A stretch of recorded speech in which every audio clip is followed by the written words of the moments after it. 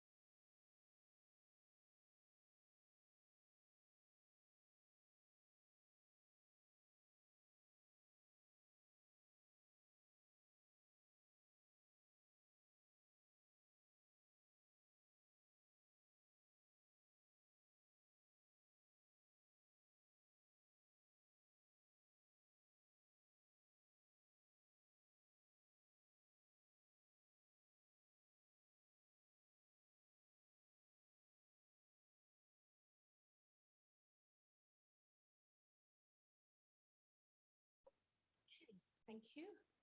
In Judy's absence, I will start the meeting and hopefully she'll be able to join us within 10 minutes. First of all, I'd like to acknowledge that the land we meet on today is the traditional lands of the Gawler people and that we respect their spiritual relationship with their country. We also acknowledge the Gawler people as the custodians of the Greater Adelaide region and that their cultural and heritage beliefs are still as important to the living Gawler people today. Right, roll call. Perhaps we can mark Judy as a delayed, perhaps, but we do have apologies from Deb Good. Right, motion to grant leave of absence. Do we have anyone seeking leave of absence? We do, thank you. Okay, Deb Good, who we know has got, has asked for a leave of absence from the 11th of August to the 31st of December inclusive. Can I have a mover, please, for that resolution? Paul, thank you. Seconded by Adrian. Thanks, Adrian. All in favour? And that is carried unanimously. Somebody getting ahead there. Lovely, thank you. There being no leave of absence, so the leave of absence therefore covers tonight's meeting. So we do have a leave. Thank you, David. I missed that. Good. We have no non-attendance at this stage. Okay, we're up to declarations of interest. Does anyone have a declaration of interest? Well, in fact, I do. So item 6.3, I have obviously a actual conflict of interest, and I will deal with that by leaving the room at that point. So let's hope Judy's here in time. Okay, now the meeting, our last meeting was on the 9th of June and the minutes have been circulated. Is anyone would like to move that those meeting minutes be confirmed? Thank you, Di. Seconded by, thank you, Adrian. All in favour? Right, okay. Was there any business arising from those minutes that anyone would like to deal with here? I think most of it's been picked up in what we're going to be discussing at today's meeting. So in that case, we will move straight into 6.1, which is a request to publish some Murray Street maps. Hello, Petra, how are you? Oh, Natasha. Oh, sorry, I can't even get that right. My apologies. I'm not going well at the moment. So Jacinta is not here. Oh, hello, Jacinta. Excellent. Oh, I'll just have a good look now to make sure I've got you. Thank you. Jacinta, would you like to speak to your report, please? Thank you. Through the chair. So this is a fairly straightforward request for permission to publish. These are not original documents that we hold. The State Library and I think State Records has copies. However, Miss Grimes has been working with the research team to do some work on her family, and she has asked for a partial copy of one of the maps from our collection. Died. Your question? You're happy to move that? Thank you. Seconder for that, please. Mayor, thank you. Any discussion or anything else? If not, yes, Adrian, of course. Just a little point is that Pierce is actually incorrectly spelled, and because it's an odd spelling of Pierce, P-E-I-R-C-E, I think it's been auto-corrected because I've had the same thing. So it means that if someone's trying to search that online or anything, they just to be wary. Precise, yeah. One of those ones that breaks the I before E rule. Thank you for pointing that out. We'll make sure that that is corrected. Thank you. Okay, well, in that case, perhaps we should vote on, so the recommendation is that we grant permission for Angela Grimes to include this. And my only suggestion is that normally we ask for a copy of that local history to be deposited in the collection, Jacinta. Is that something that's been just overlooked? Through the chair, this isn't actually for a local history, for a family history doc. She's just creating a document. she wants to show people, that's all. Okay, that's fine. Well, in that case, let's vote. Everyone in favour, please? Carried unanimously. And at this stage, I am happy to yield the chair for Judy Ferguson.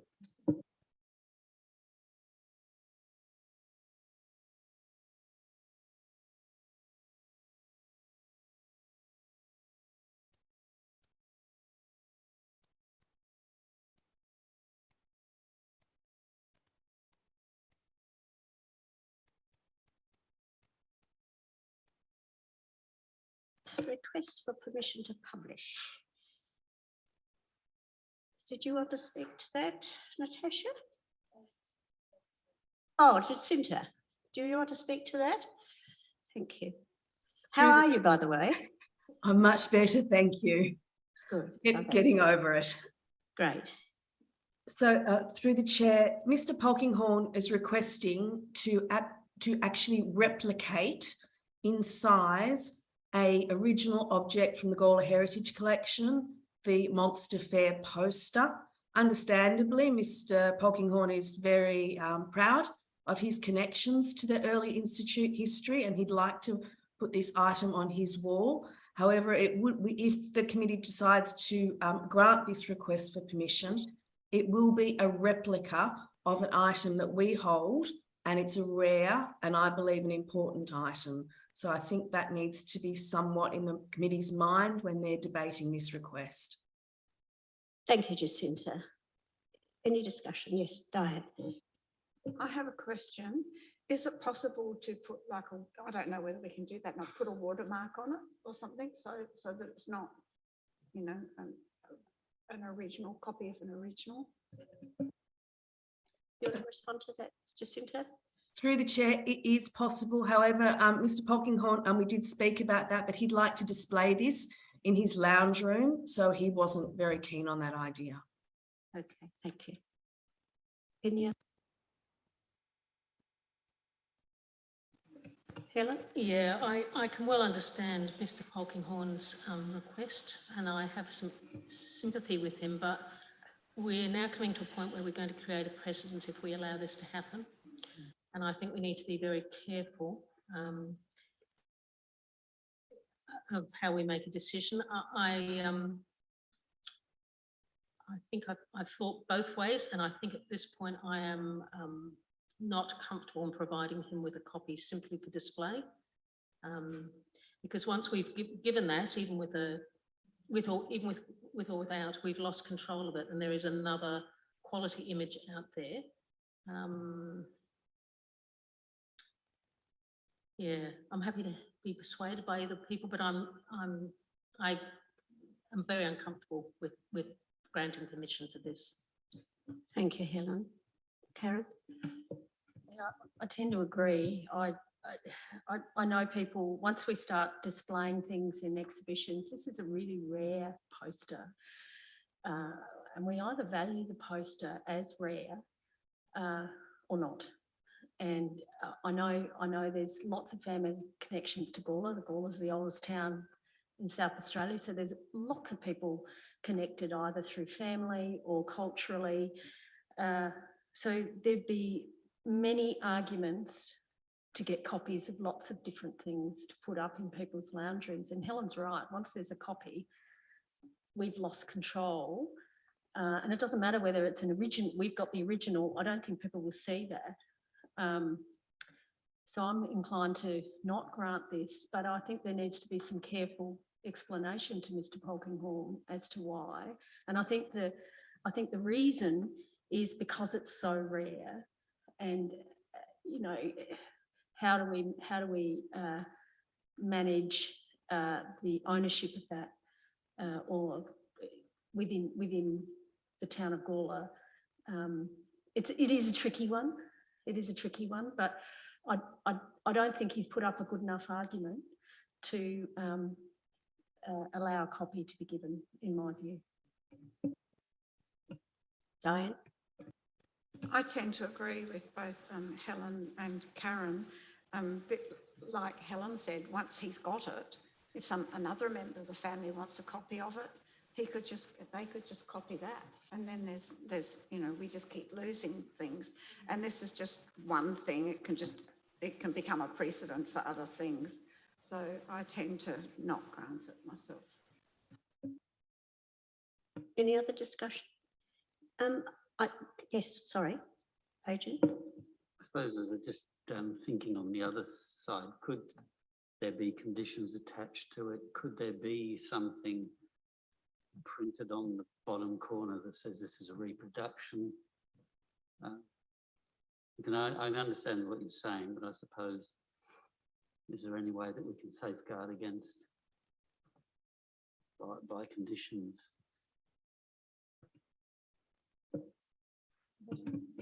I think the watermark is probably the only condition we could potentially make. But at the same time, that doesn't provide for a very good picture on the wall. I agree with Mr. Polkinghorne on that point, but putting it's a reproduction won't change the fact that we lose control, because he then owns it. He will then own that copy, so he can do as he wishes with it. Look, it is a sensitive issue. I hear what you're saying, Adrian, but I think because it's so rare, I think that's the issue we've got. It's a tricky one. Helen? I guess I'm trying to, if he came to us and asked for permission to reproduce that in a book, we would be more inclined, because then we would be able to put some stipulations around it. You know, a copy would be produced for use in a book and no other. So I'm trying to be very fair to make sure that we're being consistent with how we allow images to be used. But yeah, in this case, no watermarks and reproduced in exactly the same size and, you know, so that it will, for all appearances, appear to be exactly the same as the original. I'm uncomfortable with that, yeah. Diane? Talking about the size of it, it is a rather large, you know, it's 1,000 millimetres by 350.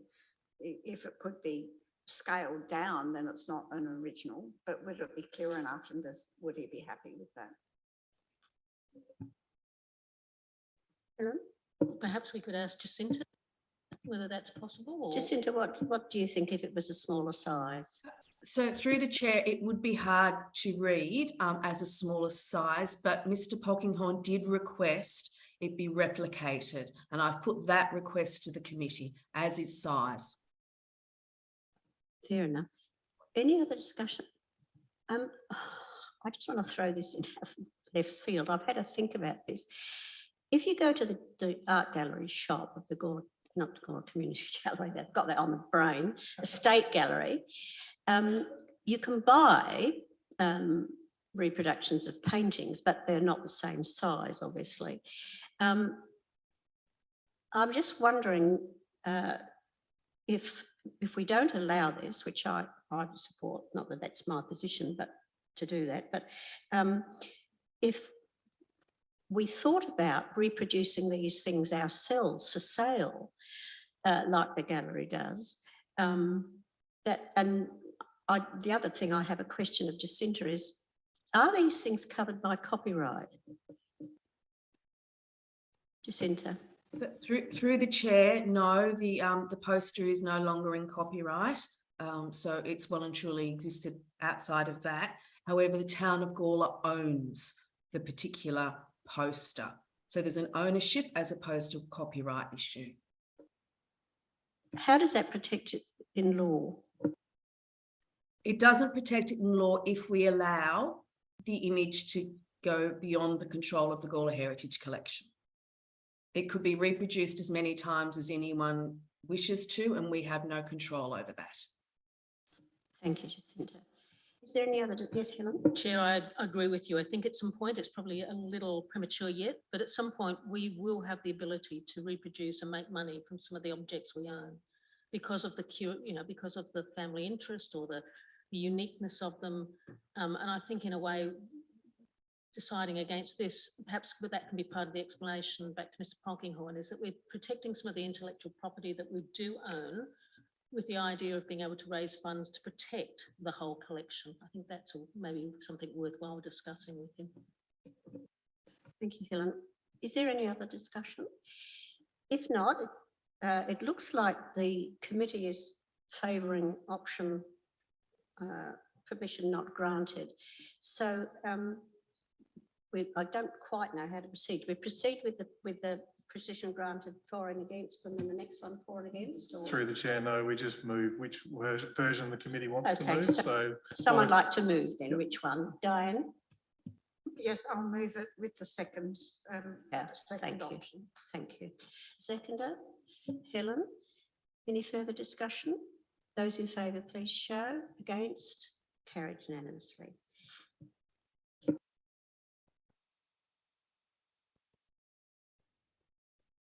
6.3. Yes. you need to declare it again, Helen. Okay, so committee member Helen Hennessy. I'd like to declare that I have a conflict of interest, an actual conflict of interest, and I'm going to leave the room. Thank you, Helen.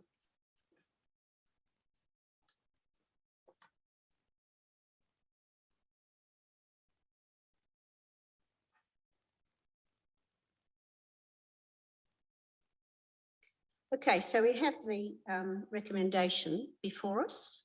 So if anyone like to start a discussion about this at all? Any comments? Karen? Just a question about the cost.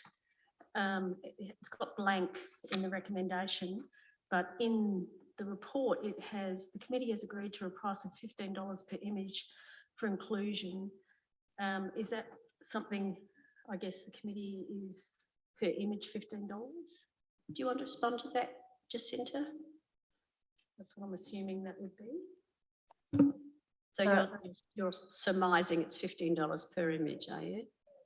Would that be right, Jacinta? So through the chair, we wanted the committee to have a discussion on that, should they grant permission. In previous requests for permission to publish discussions, the committee has always said that they would review the $15 standard cost for a published book. Right. So we haven't put a suggestion in there. We've given some information from the Copyright Council around charges, but this is a commercially published book. This is the first time that the committee's been approached for a request to be part of a commercially published book. I don't think, I think this is a very exciting development for the Gawler Heritage Collection to be included in a Wakefield Press publication. So it's an exciting part of the journey that the collection and the knowledge and the expansion of who gets to see and who gets to understand the importance and significance of these items in this collection is. Okay, so my understanding is that there is a sort of guidelines for this sort of thing generally in the state, but we can use our own discretion in this. So can I open it for discussion on that basis, Diane? On page 12, third paragraph from the bottom, it says other items in the collection are unique and rare. Is it within this collection or is that outside of this collection? Can you answer that for us, Jacinta? Through the chair, it's this collection, the Gawler Heritage Collection. In the collection that Helen's requesting or not? Apologies, Councillor Fraser. So within the list of items that have been requested, a couple of them are rare. They certainly are not in the public domain. A lot of them are, but the drawing of the EHQ monument at Tanunda is a rare item and not in the public domain. The critic souvenir, September 1906 photo of the Gawler Council, again, is not easily in the public domain. You can get it in the National Archives in Canberra. The other items that Ms Hennessy has requested are available elsewhere. She's chosen to ask for copies from us because of our high resolution copies, or they're things that are generally not so significant. From that list, the Julius Henschke monument drawing is the most important item. All right, now Karen and then Di again. So there's two, there's the monument and the critic souvenir of the Gawler Council. Is that right, Jacinta, that are the rare ones? Through the chair, yes, those are the rare ones. Okay, I'm wondering whether, based on what you've put on page 12, given that this is going to be multiple copies, commercial, and people will pay for a copy, I'm wondering whether I don't know, whether we ask for $15 per image for those rare ones, and also either, I'm thinking $100 plus GST for the interior thumbnail reproduction in the book. Is that what we're going to provide? Interior thumbnails? Is that what we're providing? That was my understanding. Is that right, Jacinta? So through the chair, we will provide a raw file. The publisher then decides the size of the image. So whether it's a thumbnail, slightly larger, part of 2 or 3 on a page. That's always at the discretion of the publisher. The difference being is if they were requesting to use it on the cover, that's always a separate negotiation. So they won't be thumbnail, they may not be thumbnail. No, they may not be a thumbnail. Oh, well, there's a big difference between $100 and $750. I'm not sure what the committee thinks about asking. It's a big jump. It says 750 if it's used for a cover. For cover use. Oh, sorry. Yes. Any of them for the cover? Yeah. Yeah. For interior thumbnail, but they're not thumbnails. They might be whole pages, etc. Yeah, I actually think $100 is too little. I actually think it should be a little bit more. And I think we should ask for those 2 particular rare images, $15 per image as per our previous requests. And the other ones? So I'm wondering whether it should be $150, given that some of those images may be full page, they may not, I don't know, but I'm not sure what the committee thinks of that. So that's, just for clarification, that 150 you're recommending is for the others, It's for the other than others. those 2 Yes, together. yes, Right, thank you. yes. And that would make 180, if my maths is correct. That's not including if they use it for a cover as well. They use. Well, I don't know if they're going to use it for a cover. That's the problem. We haven't been told, have we? Have we been told whether they're going to be using a picture on the cover? Do we know that, Jacinta? Through the chair, no, my understanding is that this is a different image that will be used on the cover. Oh, okay. Okay, right. Well, I'm happy with a total of 180. Yeah. As a starting point, I don't know what other people think, but I'm just trying to work out, because some of these are quite rare. $100 for the lot, $150 for the lot, and then $15 for those 2 rare ones, which brings it up to a total of 180. I'm just throwing it out there as suggestions. David just wants to clarify. Through the chair, our standard approach has been charging $15 per image, no matter what. So if you're looking at that list, I'm just trying to do 1, 2, 3, 8. Then it's 8 lots of 15. So we're not saying that you're only charging for the rare images is what I'm getting at. We actually charge per image, doesn't matter whether they're rare or not. What we're trying to investigate now is because this is a commercial publication, we should be levying, in our opinion as staff, higher fees than just the flat 15, which has been previously charged. Especially for, understand we're just spitballing, especially for those unique and rares. We would like to get to a point of a per image fee, because it's easier from an administrative perspective to manage based on number of images that we have. So we were considering being able to amortize on that, and noting that it is for commercial publication. We believe a higher than 15 is a valid charge.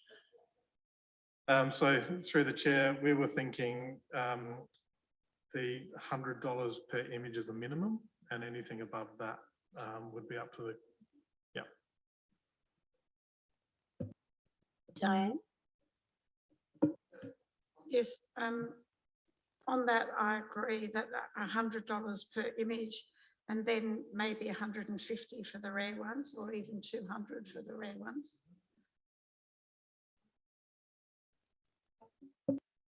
Adrian? Yes, $100 each.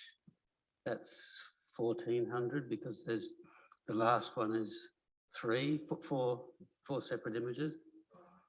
So it comes out of the photo album with the mayors in it. So it's the 4 different, so it's 13 photographs, 30, did I say 14? So what's that? Oh, I can't do the maths. You can do it. No, it's 13 times 100 plus whatever the balance is for the rare ones. So it's another 100, is it? 300 was a recommendation, 150 each is a recommendation. So we're looking at 1,600, is that right? So through the chair, we can split this. We could say the $100 paid per image for, and we'll list them, and I'll work with Connie, the minute taker, in a moment on listing them, and then 150 for those 2 rare ones, if that's the way the committee's going, and we'll bring that back. So just give us a moment to rework that resolution. Yes, Yep. cool. Just looking at this, is the publisher thinking it's only going to be $15 in total, or $15? Because it's getting quite expensive now, and the date, they want to print it in October, November this year.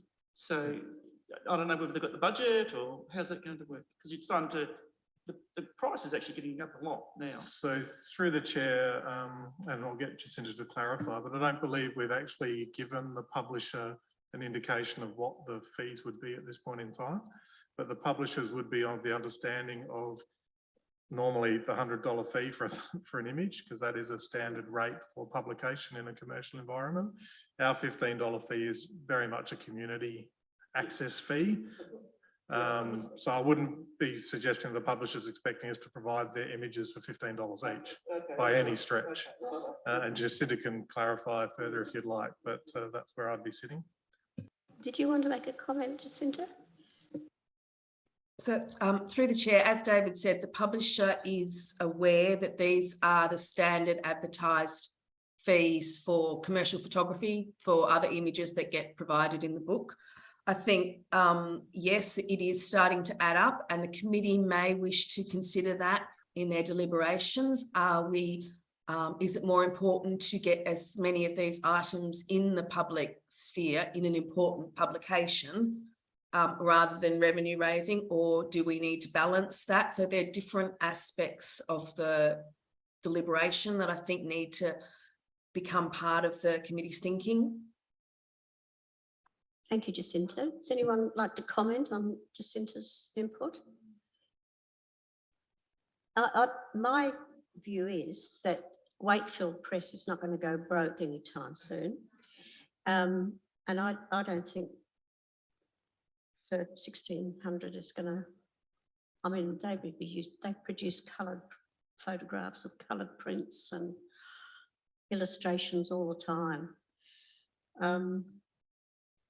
I take Jacinta's point, but I also think we need to think about precedents, because there are going to be other books like this where you're going to want photographs or things like the poster or other things that people might want to reproduce. Adrian, did you want to say something? Sorry, you were hovering, no? I think it comes to $1,400. Told you I couldn't do the math. I think, because you've got, okay, if you take it that you've got 13 items total, and 2 of them are rare, so that's 11, leaves 11, so it's 1,100 plus 2 times 150, so that's 1,400, yeah.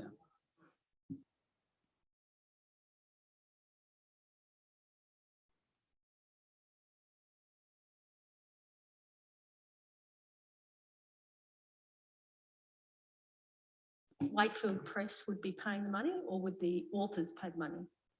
Can you clarify that for us, please, Jacinta? Through the chair, I do not know. Ultimately, who's responsible for paying the fee is up to the negotiation between the author and the publisher. It's just our responsibility to grant permission or not, and to set a fee. It's probably irrelevant, isn't it? We need to decide what we want to charge. Okay. Yeah, thank you, Jacinta. Yeah, thank you, Jacinta. Any other discussion? Someone like to move something along the lines that you've been discussing? Yes, we do. There's only one person, well, two people missing. Oh, right, yes, yes. So we're granting permission for them to be reproduced, yes? And then there's another subsection on the cost.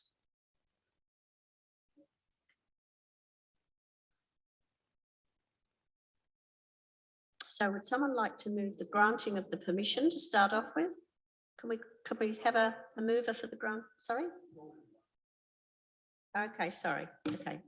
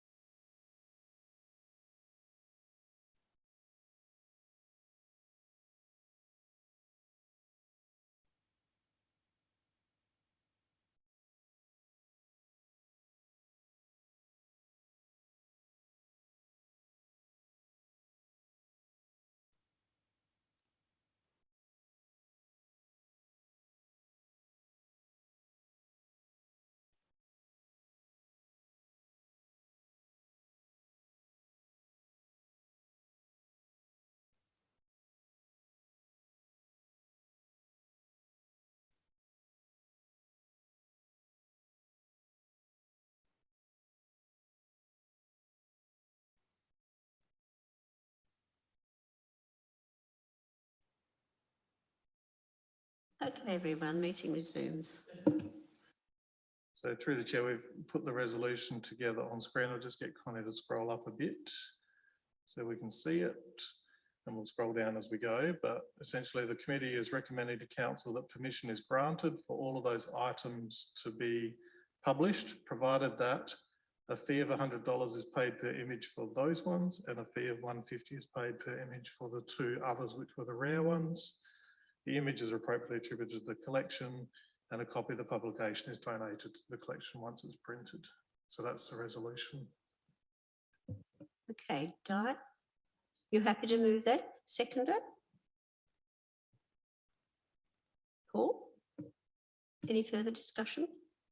If not, those in favour, please show. Against, carried.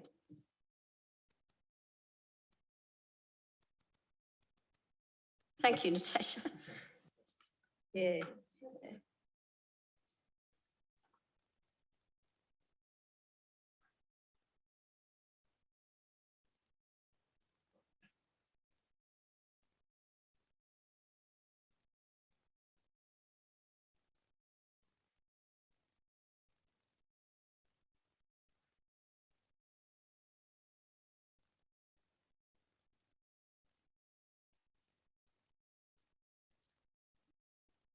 Okay, people can see the recommendations under 6.4.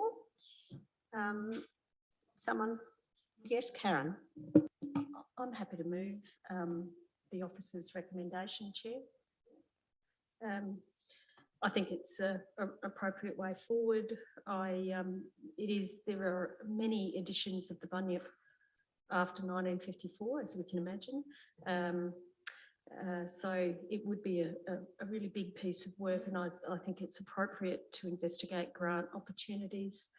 And I think there's many other priorities around the heritage collection that I think would probably come before digitising those bunyips.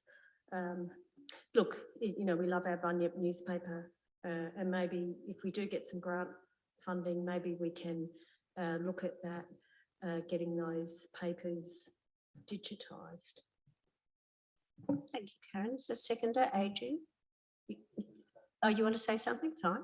Have we got a seconder first, please? Helen, Adrian. I also think, and I couldn't see it in here, it might be somewhere in there, but by using the originals, you get ongoing damage, wear and tear, and so on. And so digitising them has actually got another good purpose other than accessing, and it's actually saving the originals. So Helen and then Di. Yeah, I'd just like to thank the officer for the report. I think it was very worthwhile investigation, and there's some information that I had not been aware of. So the gap between 81 and 90 was a surprise to me. I'm not sure how we did that, but anyway, I think it is worthwhile going out. Now that we've raised it and we've got this report, we can go out and think about possibilities for some grant opportunities. I agree. And I think there's a number of researchers that are using the paper copies who realise how long and tedious it is to go page by page rather than using the great keyword searching that Trove offers. So I think in terms of a national, perhaps even international resource, we should continue to investigate options. I agree with the recommendation that at this stage it's not the highest priority for this group or the collection itself, but long term, I think it is worthwhile. And now that we've set up a strong working relationship with the State Library and we're aware of what they might be doing, I think it's something we can continue to progress. So I'm in support of the recommendation. Thank you, Helen. Di? Just a question, does the Bunyip have any of their editions online? And how far back? Can someone answer that? Through the chair, they definitely do have online editions. I'm not sure how far back that goes. Jacinta might have a better understanding of doing the recent research, but it's definitely the last few years are all available online. Not sure how far back though. Do you know, Jacinta? So through the chair, my understanding, it's only the last few years. Okay. Certainly not historical ones. No, wouldn't be. Okay, thanks, Jacinta. Any further discussion? If not, those in favour, please show. Against, carried. Thank you. 7.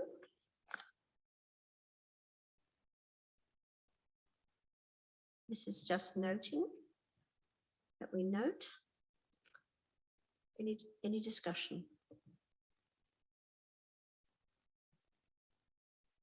Yes, Karen.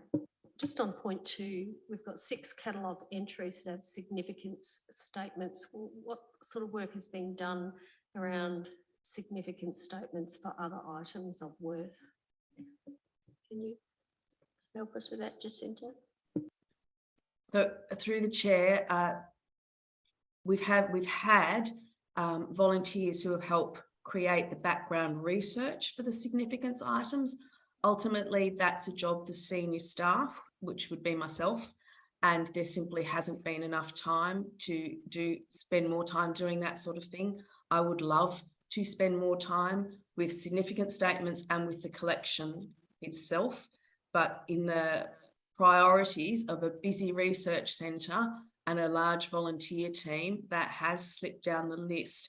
What I would like to point out to the committee, just while I have the opportunity, is that 2 weeks ago, eHive changed their process for adding photographs, and we expect to be able to report to the committee a great many more public entries in our next update, because it will be much quicker for us to produce, to move an item from private to public. So I think that will be a good thing, a good movement going forward. And we will now have the opportunity to hide the image, attach them to the item so that staff can see them, but hide them from the public. And again, that will be really useful as we manage the control of the images of our things in the collection out in the community. Thank you, Jacinta. Helen? Yeah, Jacinta, can you perhaps explain what the six items that have statements are, if the statements are available to the public, and perhaps what the value of the significant statement is, please? Through the chair, so the items that have significant statements from memory are some of the Andrew McCormack portraits, and I tend to do a significant statement when they come back from Art Lab, because we have additional details at that time and it's very fresh.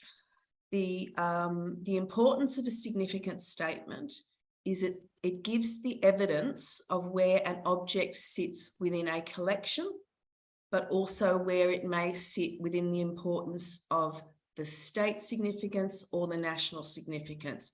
So it's at 3 levels. Initially, that it might be something that relates to other parts of the collection. So it may be, for instance, our Andrew McCormacks. We have a group of them. They don't exist in isolation. They relate, the significance of those portraits relates to the state significance of the art collection, because he was such an important colonial painter. And in terms of national significance, we have the largest collection of Andrew McCormack portraits in the country. So significance can have those 3 levels associated with them. Some items, and there will be a number of items in our collection that will never have a significance statement. Items in the local history collection, reference books, while they're in the collection, they don't have significant statements. There's no point. The significant statement is to give a person an understanding, not just of what something is, but why it's important in this collection, to the state or to the nation. And the third part of the question, if I've got it right, Helen, the significant statements are not part of the publicly available part of eHive.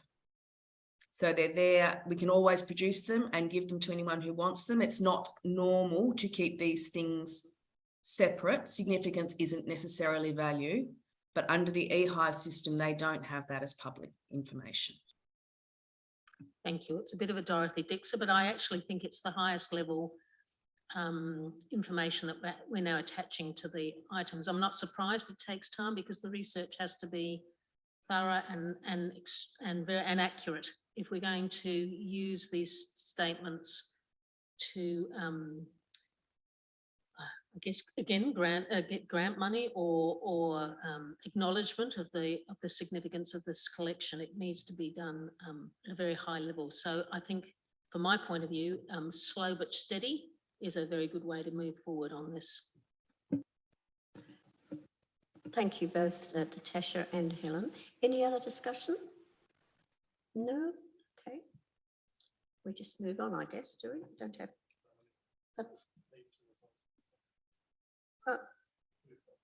Okay, seconded. Okay, those in favour?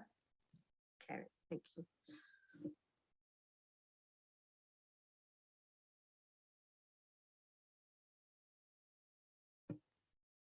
Did you want to talk to the annual report, Jacinta?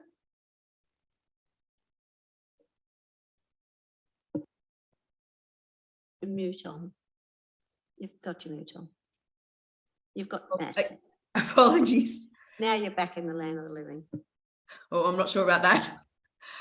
This is the report for the Cultural Heritage Centre and committees' achievements over the previous financial year. There's a long list of activities, exhibitions, conservation, collection management. It's always a fascinating report for me to put together. It's a reminder of the very strong team that we have at the Cultural Heritage Centre, of volunteers that we work with. It's also a reminder, I think, to the committee of the decisions that they've had to make around items that need conservation, around exhibition inputs, all of those sorts of things. I think it's very exciting to see in terms of collection management how many items have gone to Art Lab and had the best possible conservation. And so we're ensuring that those items will be available to the community in 100 years plus from now. It's always interesting to see where our visitors are coming from, especially the interstate and outside of our region ones. I think it's an example for all of us about how, when we methodically go through our year, what has been achieved. I think from a staff and volunteer perspective, we are grateful that the committee asked for those storage possibilities and plans, and that council agreed to uphold that budget bid, and we're looking forward to some additional racking in the next 2 to 3 months, which will allow us to bring more artworks back from off-site storage and have more of the collection on site. As is outlined in the report, we've had the first of the valuation of a section of the collection. That was predominantly the oil paintings, the silver, some of the jewellery, and some of the books. It is my intention to have parts of the collection valued each year as a rolling thing, so we have an understanding. That's for insurance purposes.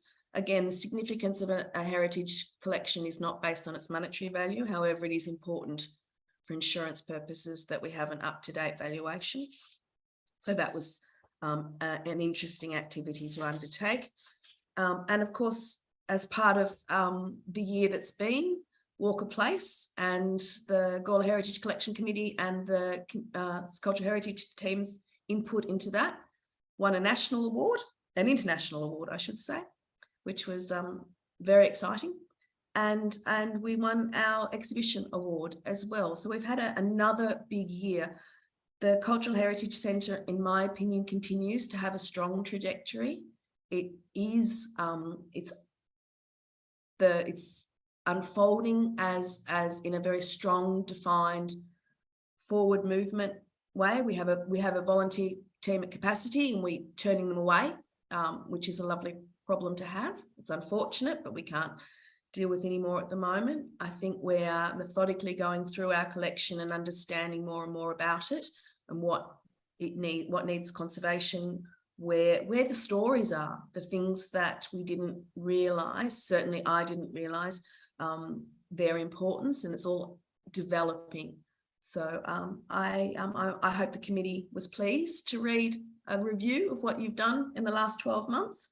And again, our thanks, the research officer and myself, and I'm sure I speak for Natasha and David, to our volunteer team who enable us to create a huge output from a full-time staffing of 1.2 people. Congratulations, that's fantastic. I mean, reading this, it's just mind-blowing. Discussion, yes, Karen. Question around Walker Place and the artefacts that were meant to go on top of the posts. They're still not there, I don't believe. What's the story there? So through the chair, the asset delivery team have told me that the manufacturer who's putting them in resin, who has had them for a couple of years, will be installing them soon. But that's the only update I have. What is the definition of soon? David and I have this discussion quite often. Yeah. I have a question, Jacinta, about the Cultural Heritage Walk signs. Can you update us on that? So through the chair, a number of the signs that were faded or damaged have been replaced. A couple of the signs that were removed have got have to undergo development applications to put them back in a similar place or in where they were. The Ghana cultural signs have been updated. The Reconciliation Action Plan Working Group, working with Community Officer and myself, have updated those. They've gone to KWK, Aboriginal Corporation, for approval. So that can be a slow process, but once they've been approved, they will be reinstalled in the place that they are now. Thank you. Do we have a DL or flyer or something which has got a mud map showing where they all are? Through the chair. Where they all will be, I should say. So through the chair, there is a brochure for the walk on the website, and it was available through the Visitor Information Centre. So I'd have to check whether that's still the case. But no hard copies. I do believe the Visitor Information Centre had some hard copies. I'm not Okay. sure at the Thank moment. you. I'll have Thank to you. take that notice. Discussion? Further discussion? Yeah, I think this is a great report. I always like reading this. I always say that this was the intent of the Heritage Centre, and it's delivering. And I'm really pleased that you're turning away volunteers. I know that's not a great thing to do, but I think there's a capacity issue. But I think that's a great problem to have. It means people want to be a part of it. And when we first mooted this idea, it was suggested that we wouldn't be able to find any volunteers. Remember that? So I think that myth has been put to bed very soundly. Well done, Jacinta and your team. I think that really this is just such a great success story, and it feeds very nicely into cultural tourism for Gawler, which is one of Gawler's great points of difference. The oldest country town in South Australia, everyone in Australia has a connection, as we found out with Dr. Chris Brown. You know, who would have thought a connection to Gawler? So it's a really big untapped resource, and this is part of the building blocks of that cultural heritage, cultural tourism agenda, which is just, we're only just getting started. So yeah, no, well done. Paul. Yes, yeah, also, it's well done. I mean, I was involved right from the start when we had a dilapidated old building that was falling apart, and there was a lot of talk about basically filling the cellar up with cement and forgetting about it. But but anyway, we fought and fought, and this was a critical pillar for this site, and it's a wonderful success. It's absolutely fantastic. I'm overwhelmed by how good it is. By the exhibitions that are on, the number of people that go there, the research you're doing, the number of people coming in, the volunteers you've got coming in. It's just fantastic. It's just an absolutely, it is a fantastic part of our council, and well done, everybody. Di. I'd like to just, yeah, I agree with all of that. I'll never forget the day I went out to Paxton Street and saw all that stuff out there. It's embedded in my brain. And what are we going to do with all this amazing stuff? And you're doing it. And you know, as Karen said, there's a long way to go, but we've also come a long way. So, and it's all, I always say it's good sometimes to stop and look back at what we've done instead of all the time about, you know, we've got to do this, we've got to do that. Sometimes you just need to take a breather and look back. And congratulations. Would anyone like to move a vote of thank you? All right. Someone just like to write a few words that we can follow. Yeah, that the Gawler Heritage Collection Committee thanks I just want to add to that. the That's all. Cultural Heritage Centre team, both staff and volunteers, for their work over the last 12 months, and congratulations, or something like that. Just tag that on to the end of the other resolution. Yes. Yeah, tag it on, okay. yeah. Is there a seconder for the addition to that? Paul, did you want to? No. You're happy to accept those extra words? Okay, so you're seconding it? Yes. Okay. Okay, fine, that's fine. Those in favour, please show. Against, carried. Thank you very much.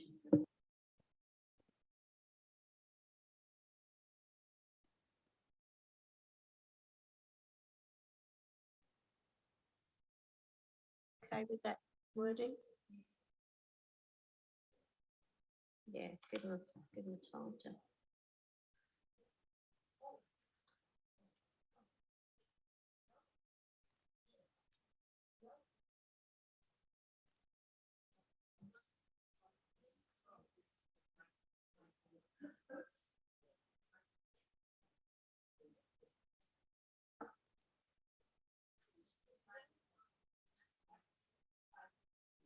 Yes, I remember it very well. I remember the naysayers, to put it kindly.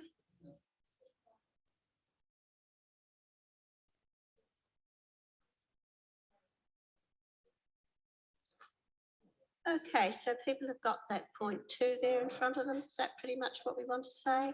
Cultural Heritage Centre staff thanked. Oh, I just put and congratulations. And an exclamation mark, please. Oh, don't you? Oh. Oh, okay. All right, you have those two sentences in front of you. We've passed it, we've carried it. Okay, lovely. All right, so we're up to item 8. Items listed for discussion.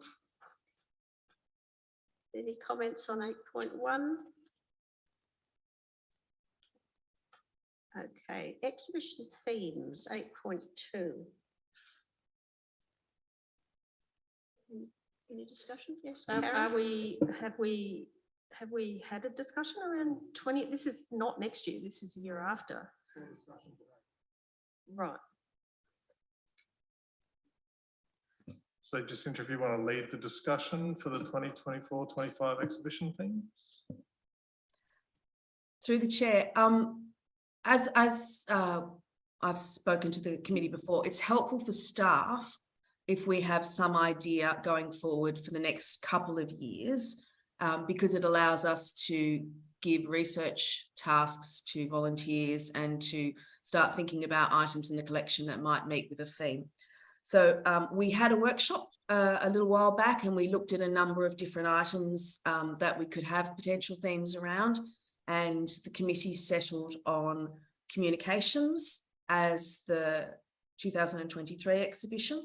So at this point in time, I just was hoping that we could think a little bit about potentially 2024 and 2025 without making a decision, but just thinking, asking the committee if they know of any significant anniversaries that may be occurring in the community around those times that may need acknowledging, whether that's a sporting club that might be having a significant birthday or an organisation that might form part of our discussion. The other thing that I'd like the committee to potentially thinking about is that we're just coming to the end of a process of mapping, Ghana cultural mapping of the river corridor. And we have had some preliminary discussions with Holdfast Bay and the City of Adelaide about doing a 3-part exhibition on the rivers. We would do our part of the river, they would do their parts of the river, but talking about how they all flow through. So that's a possible exhibition for 2025. So I just wanted the committee at this stage to think about what they might consider important themes. I will recirculate the list from that workshop that we had some years ago. And then at a future meeting, we might have a detailed discussion, incorporating any additional ideas that you could bring to me prior to that. And then we could bed down 2024 and 2025, which would be very helpful for staff. Thank you, Jacinta. Karen? I'm just wondering whether we should have that workshop outcomes with ideas recirculated so we can reflect on, because that was a really, really interesting discussion and there were lots of ideas thrown in. And I think that certainly we have a lot of information around world wars in our collection, and we still haven't done anything in that regard, because I think the centenary of Gallipoli has passed and we weren't ready to do that. So I think that was included in those workshop ideas, but I'm really keen to see something, because I know we've got some incredible objects around stories in regard to how Gawler managed, whether we focus on World War I, whether we focus on World War II. I think they're probably the big ones, but I just think we need to do something in that space. I think that would be quite important for the community, but I think circulating the workshop outcomes would be useful for us to just reflect and see what we did discuss and what came out of those discussions. There's so much to talk about, really. There's just, we're doing entertainment and music. We haven't really touched on that. There's so much in that, but communications will be a really, really good one, I think, and that's next year, but 24, 25, I don't know what other people have ideas on, but that workshop really brought out so much. Thank you, Karen. Oh, you're clever. Diane. Just talking about wars, I'm not sure, but I've got a feeling 1965 was quite significant to do with the Vietnam War and compulsory conscription. Don't quote me on that. And I think it's protests. definitely around that time anyway. Moratoriums. So yes, the moratorium and all that sort of stuff. I've got a photo of my husband in the moratorium. It's how he damaged his hand. I've got a lot of stuff on it. Yes, and Adrian. Before you put the list up, I was thinking migration and migrants, because I was thinking, Ian, I saw it there because I was just thinking that I've seen some really interesting people in the national collection. Yeah, the National Trust in Gawler has got quite a lot on that too. Yeah. Paul. Yeah, I just want to get back to the idea of the rivers. Jacinta, when would you be thinking of doing that in collaboration with the other councils? What year was that? The rivers. That's through the chair. That would be some years down the track, because we would be working with Ghana on that, and that would be a big undertaking. The reason that we got very excited about working across different councils is that it's never been done before. So there has never been a multi-council exhibition, and you can understand from a Ghana perspective, the river doesn't fit within local council boundaries. Yep. Yeah, so it was a real opportunity to think differently and present an exhibition in a way that has not been presented at all in Australia. It would be a very big undertaking, and so it would need to be a number of years out so that we could work it through. 26, 27, you're thinking? Possibly, yes. Yeah, okay. All right, that'd be nice. Yeah, that'd be good. Yeah. Helen.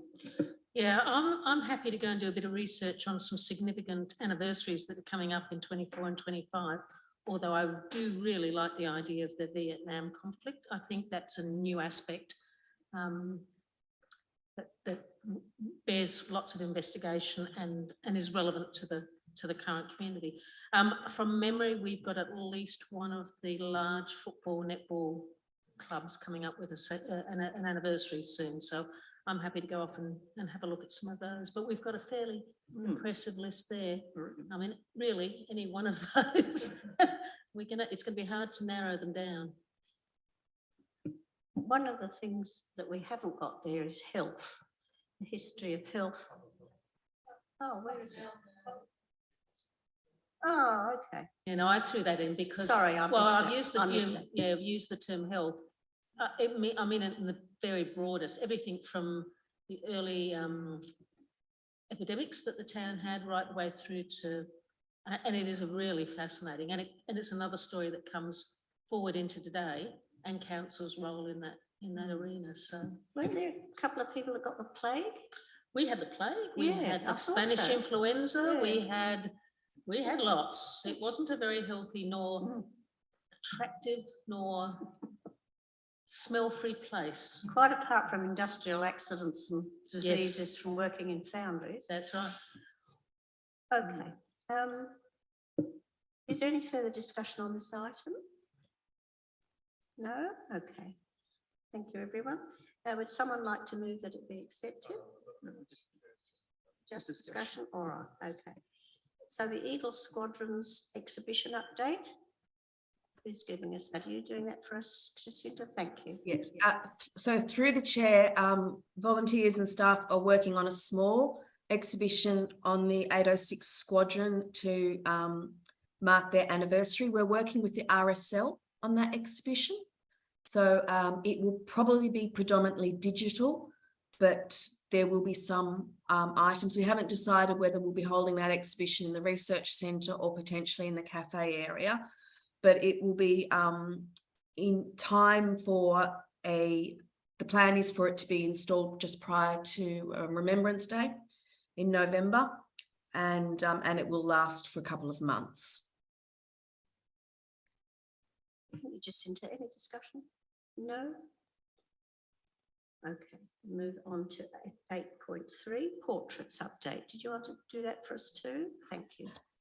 Yes, so through the chair, some exciting news on the recently restored painting of the little girl with the dogs, who we were unsure about the artist.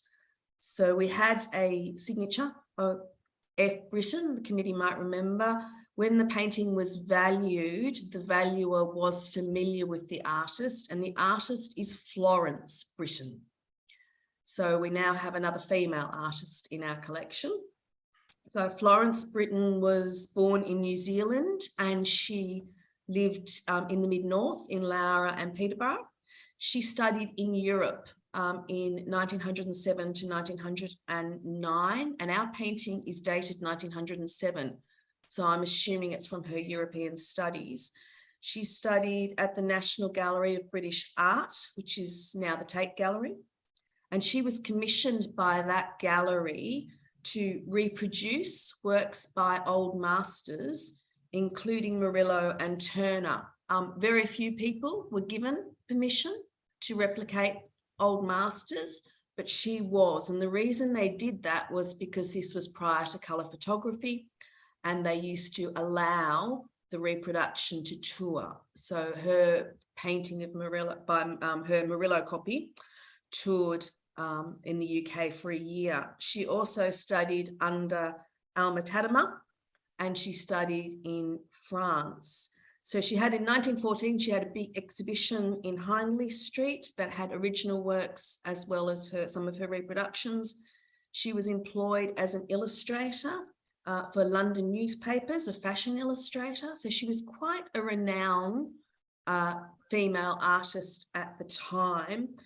We believe that Bertha Barnett had that painting because they both grew up in the mid-north and they probably knew each other. So we were wondering why Mrs. Barnett had the painting. That's what we believe. So we now know a little bit more. Unfortunately, there's not a great deal of information. The art gallery had some Florence Britons, but they deaccessioned them when it no longer became considered normal to have copies of old masters in a collection. So they did have them, they commissioned them from her, they were available for the Adelaide public to get a version of an old master, but over in the 60s they were deaccessioned.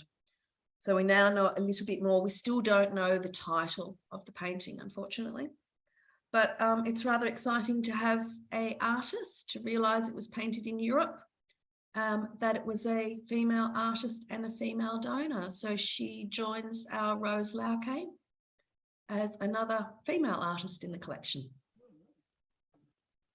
That's great, thank you. Jacinta, any discussion? No? Right, items listed for discussion at future meetings. Any input there? So the exhibitions, yeah, all right. People happy with that as a priority? Yes, okay. Questions without notice? Yes, Karen? I received some illustrations from George Aldridge, and I passed them on to Jacinta. Have they been received? Through the chair, they may have been received by the Cultural Heritage Centre. I've been out for a week with COVID, so I haven't seen them myself, but I'm sure if they have been sent to the Cultural Heritage Centre, they're safely in the storage facility. Can we have that clarified? Because there were original drawings and there's quite a few of them. Yep. We take that on notice. So Yeah, that through the I chair, just I'll need take it to on know notice that they and got correct there. 'cause- Yeah, certainly. We'll double check for you. Yeah. As Jacinta said, she's been off with COVID for a week. Yeah. So if it's in the Yeah. last week, we don't know. So we'll double check downstairs. Yep. Thank you. Any motions without notice? Yes, can we insert into that by George Aldridge, ALDRIDGE? Okay, if there's no motions without notice, I'll close the meeting and thank everyone for their attendance. And congratulations once again, and get well soon, Jacinta. All right? We're all sending out positive vibes to you, okay? Thank you. I appreciate that. Okay.